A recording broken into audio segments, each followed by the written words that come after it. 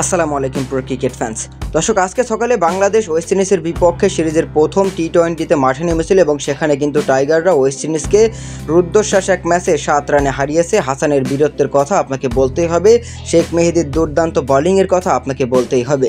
তবে যেই মানুষটা আসলে লিটন কুমার দাস এই গেমটা পরিচালনা করেছে তার প্রশংসা করতে হবে। যদিও তিনি ব্যাটিংয়ে দিনের পর দিন ব্যর্থতা থেকে বের হতে পারছেন না, তবে তিনি যে ক্যাপ্টেন্সি করেছেন সত্যি দুর্দান্ত। মূলত লিটন কুমার দাস আজকের ম্যাচ শেষে কিন্তু বেশ কিছু কথা বলেছেন গণমাধ্যমে, সেটা আমি আপনাদেরকে এখন দেখাচ্ছি।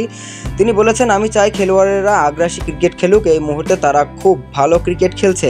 আজকের ম্যাচ জেতা সবাইকে অনেক উৎসাহ জাগাবে, আমাদের আরও একটি ম্যাচ জিততে হবে এবং সেজন্য ভালো ক্রিকেট খেলতে হবে। তো দর্শক, লিটন কুমার দাস আসলে তিনি বলছেন যে আমি চাই আমার খেলোয়াড়রা যেন আগ্রাসী ক্রিকেট খেলে এবং তারা এই মুহূর্তে ভালো ক্রিকেট খেলছে এবং তিনি বলছেন আরও একটি ম্যাচ তাদেরকে জিততে হবে, সেজন্য তাদেরকে ভালো ক্রিকেট খেলতে হবে। তো দর্শক, ওয়েস্ট ইন্ডিজের বিপক্ষে সিরিজের প্রথম টি-20তে তো বাংলাদেশ জয় পেয়ে গেল।